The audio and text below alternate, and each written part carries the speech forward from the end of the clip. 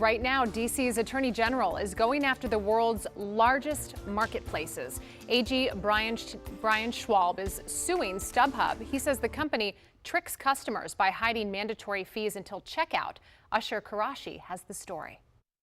What's the point of all the hidden fees? Fans who live for live music say it's infuriating. Finding tickets on some apps and websites listed at one price, only to discover the total due at checkout is much higher. I get to the payment page, and after service fees and taxes, my ticket went from $164 to $270. Washington, D.C.'s Attorney General is suing StubHub.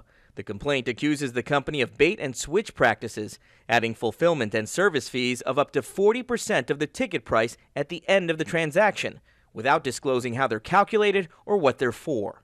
So you think consumers are being misled? Are they being taken advantage of? StubHub intentionally misleads consumers by deceptively offering a low price at the front end, luring them into a long, protracted buying process. That buying process is called drip pricing, and here's how it works. Companies advertise an initially low price for their products, but as consumers navigate a multi-step online purchasing process while time is ticking down, additional fees drip in, adding to the cost, until at checkout you suddenly discover you're paying a much higher price. When fees are dripped, consumers become more likely to buy. They also tend to buy more expensive options. Business and marketing professor Vicki Morwitz explains the psychology of drip pricing, which includes the fear of losing the ticket or the hassle of looking for a cheaper option. Consumers tend to overestimate how much time and effort it would take to resume search, and underestimate the benefit from doing so.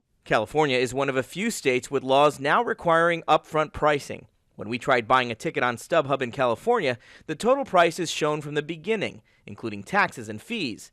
Schwab encourages other AGs to take action on drip pricing. Over the course since 2015, StubHub's collected close to $120 million in hidden illegal fees. It violates the law, and that's why it's essential that we stop that behavior. We reached out to StubHub for comment, and in a statement it said in part that we are disappointed that the D.C. Attorney General is targeting StubHub when our user experience is consistent with the law, our competitors' practices, and the broader e-commerce sector. Now, it's important to point out that the Attorney General isn't saying the fees themselves are illegal. It's the lack of transparency for the consumer during the buying process. Usher Qureshi, CBS News, Washington, D.C.